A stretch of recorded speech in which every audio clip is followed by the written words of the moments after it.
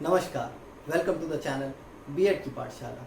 Last class में हमने पढ़ा इम्पोर्टेंस ऑफ फिलॉसफी, दर्शन शास्त्र का महत्व। आज की क्लास में हम लोग पढ़ने वाले हैं inter relationship between education and philosophy, शिक्षा एवं दर्शन शास्त्र में अंत संबंध। स्टार्ट करने से पहले मैं एक रिक्वेस्ट कर दूं, अगर वीडियो आपको हेल्पफुल लगे तो वीडियो को लाइक करें, शेयर करें, चैनल को सब्सक्राइब करें और आपको कोई क्वेश्चन अराइज होता है तो आप वीडियो के कमेंट सेक्शन में पूछ सकते हैं, आपको रिप्लाई किया जाएगा। तो चलिए शुरू करते हैं।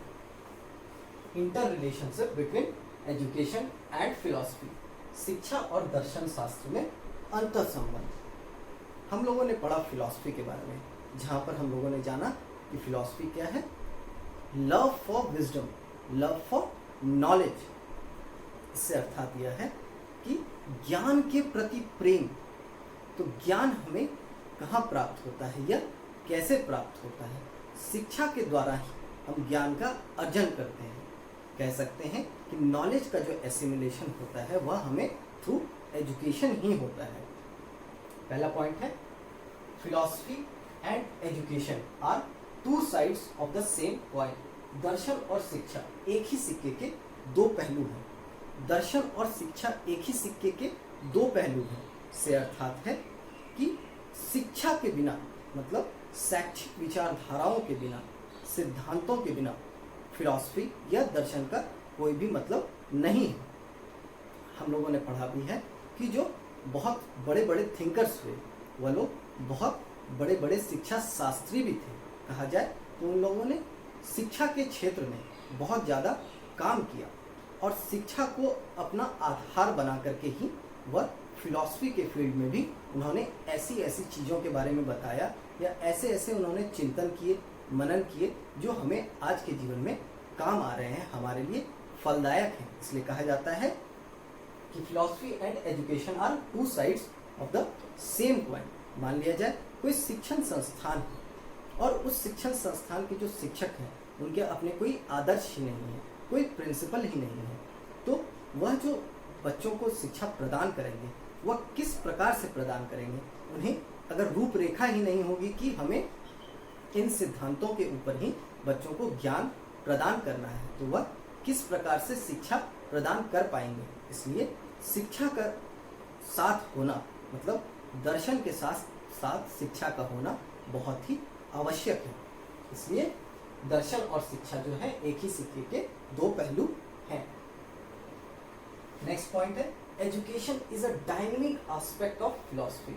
शिक्षा दर्शन का गतिशील पहलू है। शिक्षा दर्शन का गतिशील पहलू है से मतलब है कि शिक्षा के बिना जो दर्शन है वह एक तरह से कहा जाए तो अपना रास्ता भटक जाएगी या फिर कह सकते हैं कि वह धीमी हो जाएगी।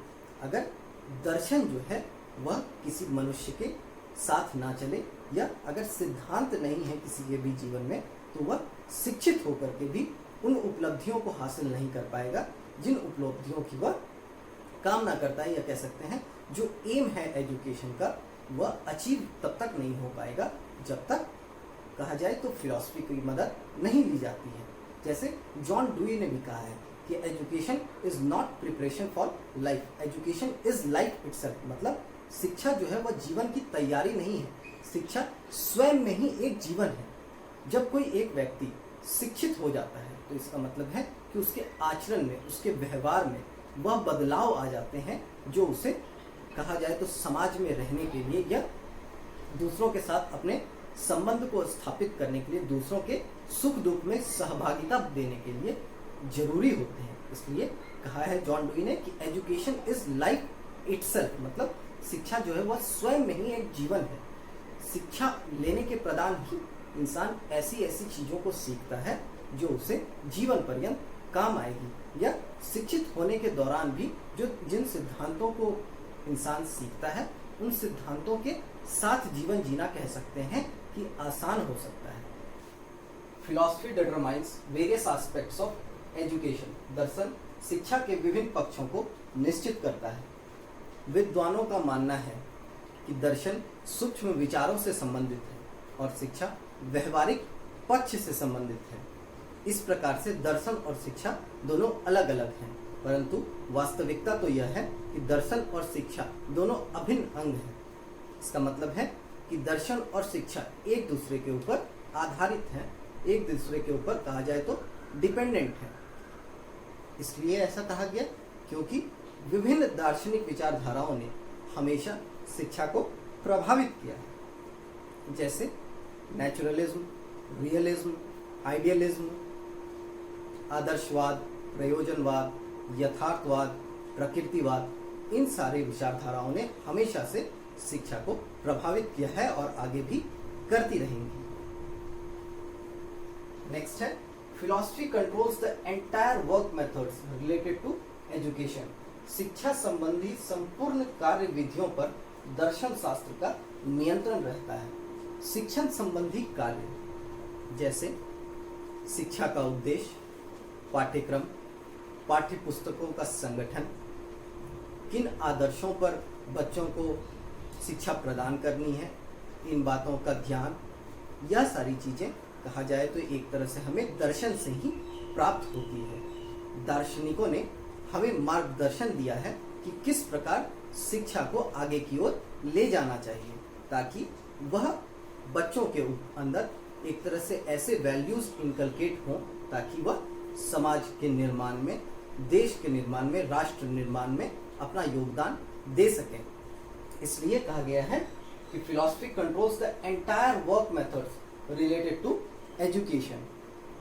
नेक्स्ट पॉइंट है education can lead towards darkness without understanding philosophical ideologies. दार्शनिक विचारधाराओं को समझे बिना शिक्षा अंधकार की ओर अग्रसर हो सकती है। अगर हम दार्शनिक विचारधाराओं को नहीं समझते हैं और शिक्षा ग्रहण करते हैं तो वह ऐसी ही बात हो जाएगी कि बिना उद्देश्य के हम लोग कहीं भी चल पड़े हैं। तो शिक्षा को अगर उद्देश्य देना है तो उसमें दार्शनिक विचारधाराओं को कहा जाए तो एक तरह से इंटीग्रेट करना पड़ेगा ताकि हमें इस बात का ज्ञान हो कि किन उद्देश्यों के तहत हम शिक्षा ग्रहण कर रहे हैं। जैसे शिक्षा प्रदान करना कहा जाए तो शिक्षा एक ऐसे भवन को बनाना है, अगर उसमें दर्शन नहीं है तो वह उसका जो ढांचा है वह खोखला है, वह कभी भी गिर सकता है। इसलिए कहा गया है कि दर्शन जो है वह शिक्षा के लिए बहुत आवश्यक है।